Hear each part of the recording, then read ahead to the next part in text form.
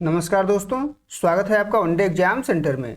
दोस्तों, आज के वीडियो में हम लोग महावीर प्रसाद द्विवेदी के निबंध कवि कर्तव्य का अध्ययन करेंगे और इस निबंध से संबंधित महत्वपूर्ण तथ्यों को जानेंगे। कवि कर्तव्य निबंध के सारांश के बारे में अध्ययन करेंगे। तो चलिए वीडियो को शुरू करते हैं और सबसे पहले निबंध से संबंधित महत्वपूर्ण तथ्यों को जान लेते हैं। कवि कर्तव्य जो निबंध है, इसकी रचना महावीर प्रसाद द्विवेदी के द्वारा की गई है और द्विवेदी जी ने इस निबंध में हिंदी कवियों के कर्तव्य और उनके आदर्शों को प्रस्तुत किया है। यानी द्विवेदी जी ने इस निबंध में बताया है कि वर्तमान समय में हिंदी कवियों के कौन कौन से कर्तव्य हैं, किन किन आदर्शों का पालन उनको करना चाहिए। द्विवेदी जी हिंदी कविता को समय और समाज की रुचि के अनुसार आगे बढ़ाना चाहते हैं। यानी उनका मानना है कि हिंदी कविता को समय के साथ परिवर्तित होते रहना चाहिए, समय के साथ बदलते रहना चाहिए। समाज की रुचि जिस प्रकार से है, उस रुचि को ध्यान में रख करके ही कविता लिखना चाहिए, उसको आगे बढ़ाना चाहिए। अब इस निबंध को द्विवेदी जी ने कुल 4 भागों में बांटा है: छंद, भाषा, अर्थ और विषय। और इन्हीं 4 भागों में बांट करके हम लोग भी इस निबंध का अध्ययन करेंगे। चलिए आगे बढ़ते हैं और निबंध के सारांश के बारे में देख लेते हैं। निबंध के सारांश का अध्ययन हम लोग कर लेते हैं। चूंकि द्विवेदी जी ने निबंध को 4 भागों में बांटा है, तो हम लोग इसके सारांश का अध्ययन भी 4 भागों में बांट करके ही करेंगे। पहला भाग है छंद। छंद पहला भाग है। इसमें द्विवेदी जी ने क्या किया है, छंदों के बारे में बताया है कि हिंदी कविता में किस प्रकार के छंदों का प्रयोग होना चाहिए। द्विवेदी जी कहते हैं कि कविता जो है गद्य और पद्य दोनों में लिखा जा सकता है। ऐसा नहीं है कि केवल पद्य में ही कविता लिखा जाता है, दोनों में कविता हो सकता है। और इसके लिए छंद आवश्यक नहीं होता, यानी कविता के लिए छंद जरूरी नहीं होता है। सभी छंदबद्ध पद्य काव्य नहीं होते हैं, यानी जो कुछ भी छंद में लिखा गया है जरूरी नहीं है कि वह कविता हो। आगे कहते हैं कि कविता का लक्षण जहां भी हो, चाहे वो गद्य हो चाहे वो पद्य है, सभी क्या कहलाते हैं, काव्य कहलाते हैं। यानी गद्य में भी अगर कविता का लक्षण मिले और पद्य में भी कविता का लक्षण मिले तो काव्य के नाम से जाने जाएंगे।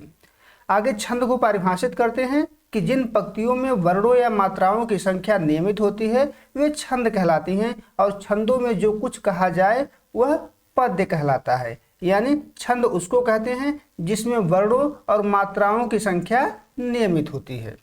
कवियों को छंदों का प्रयोग विषय के अनुकूल करना चाहिए। यानी कविता में जिस प्रकार के विषय का वर्णन हम कर रहे हैं उसी प्रकार के छंदों का भी प्रयोग हमको करना चाहिए। इससे होता क्या है, आस्वादन करने वाले को अधिक आनंद मिलता है। जो कविता पढ़ता है उसको अधिक आनंद मिलता है जब विषय के अनुरूप छंदों का प्रयोग किया जाता है तब। आगे कहते हैं कि जो प्राचीन काल के कवि थे वे इसका पूरा का पूरा ध्यान रखते थे। जिस प्रकार से विषय होता था उसी प्रकार से इनका छंद भी होता था। प्राचीन कवियों ने क्या किया है, ऋतुओं का वर्णन उनके द्वारा उपजाति छंद में किया गया है। नीति का वर्णन उनके द्वारा वंशस्थ छंद में किया गया है। वर्षा और प्रवास का वर्णन उनके द्वारा मंदाक्रांता छंद में किया गया है। स्तुति, शौर्य आदि का वर्णन शार्दुल और विक्रीडित छंद में किया गया है और शिखंडी छंद में किया गया है। यानी उनके द्वारा ये बताया गया है कि किस प्रकार के विषयों के लिए किस प्रकार के छंद संस्कृत के प्राचीन कवियों के द्वारा प्रयोग में लाया जाता था, उसी प्रकार से हिंदी कवियों को भी विषय के अनुरूप छंदों का प्रयोग करना चाहिए। अब आगे महावीर प्रसाद द्विवेदी कहते हैं कि हिंदी में दोहा, चौपाई, सोरठा, घनाक्षरी, छप्पई और सवैया, इन सब का प्रयोग बहुत ज़्यादा हो चुका है। अब इन सबके साथ साथ हमको क्या चाहिए, अन्य छंदों का भी प्रयोग करना चाहिए।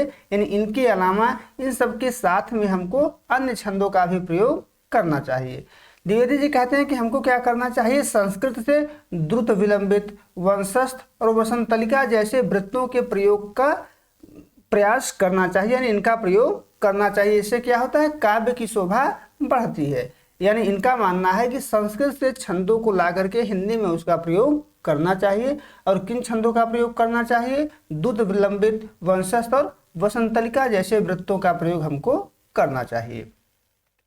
द्विवेदी जी कहते हैं कि कुछ कवि ऐसे होते हैं जो एक ही छंद में अच्छा लिखते हैं। जो सामान्य प्रतिभा के कवि होते हैं वे एक छंद को बहुत अच्छा लिखते हैं, उनको उसी छंद का प्रयोग करना चाहिए। उनको नए नए छंदों का प्रयोग नहीं करना चाहिए, क्योंकि नए नए छंदों का प्रयोग वो करेंगे तो अच्छी कविता नहीं लिख पाएंगे। लेकिन कुछ कवि ऐसे होते हैं जो एक छंद में बहुत अच्छा लिखते हैं लेकिन कुछ और छंदों का प्रयोग भी वो कर सकते हैं। तो उनको चाहिए कि अपने छंद के अलावा और छंदों का भी प्रयोग करें।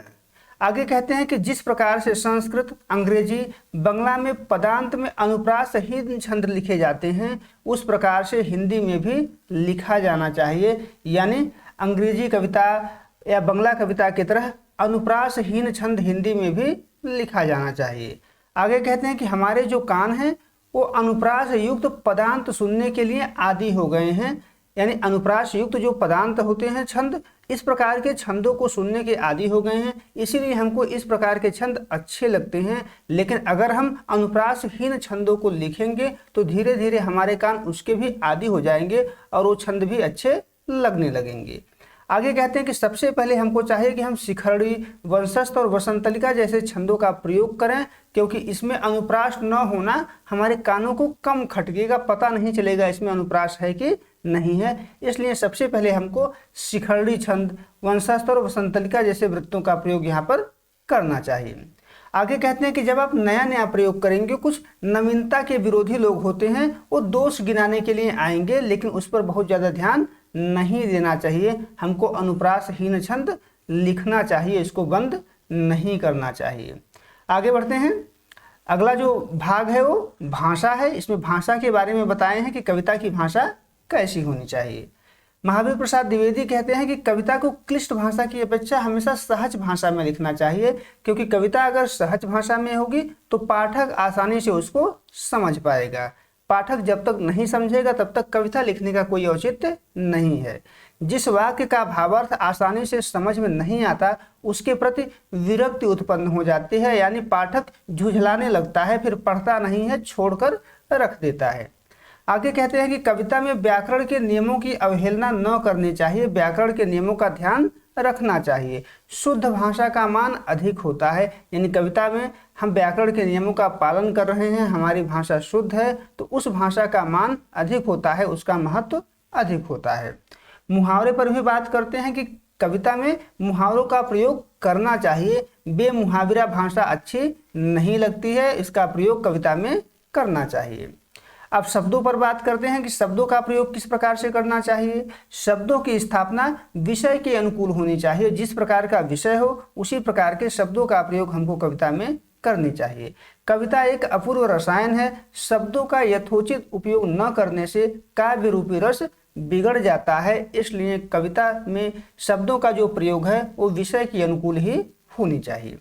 आगे कहते हैं कि गद्य और पद्य की भाषा अलग अलग नहीं होनी चाहिए। जिस प्रकार से भारतेंदु युग में था, गद्य जो था खड़ी बोली में लिखा जाता था और कविता जो है ब्रज भाषा में लिखा जाता था, इस प्रकार का नहीं होना चाहिए। गद्य और पद्य की भाषा अलग अलग नहीं होनी चाहिए। बोलने की भाषा और कविता की भाषा एक होनी चाहिए, यानी जिस भाषा में हम बोलें उसी भाषा में हम कविता की भी रचना करें।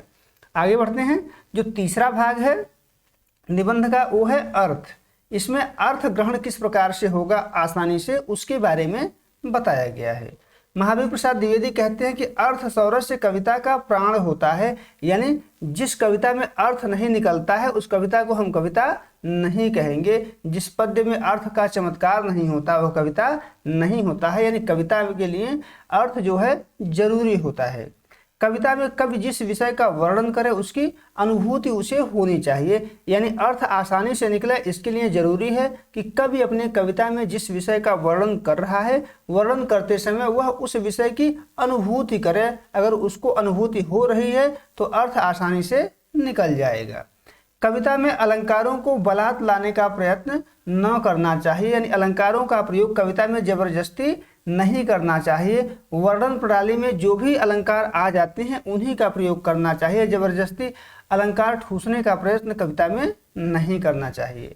अर्थ सौरस्य के लिए शक्तिशाली शब्दों का प्रयोग करना चाहिए। अगर हम शक्तिशाली शब्दों का प्रयोग करेंगे तो कविता में अर्थ जो है आसानी से निकलेगा। घनाक्षरी, सवैया आदि लिखते समय निरर्थक शब्द अधिक आ जाते हैं, यानी कविता में निरर्थक शब्दों का भी प्रयोग कर दिया जाता है। निरर्थक शब्दों के आडंबर से बचना चाहिए। अगर कविता में बहुत ज़्यादा निरर्थक शब्द होंगे तो अर्थ आसानी से निकल नहीं पाएगा, कविता पाठक को समझ में नहीं आएगा। अर्थहीन और अनुपयोगी शब्द न लिखने चाहिए। कविता में ऐसे शब्दों का प्रयोग न करना चाहिए जिसका कोई अर्थ नहीं होता है। आगे कहते हैं कि अश्लीलता और ग्राम्यता गर्भित अर्थों से कविता को दूषित न करना चाहिए। यानी कविता जो है अश्लील नहीं होनी चाहिए और ग्राम्यता गर्भित नहीं होना चाहिए। बहुत ज़्यादा गांव के शब्दों का भी प्रयोग उसमें नहीं करना चाहिए। और कविता में देश काल और लोक के विरुद्ध कोई बात नहीं कहनी चाहिए।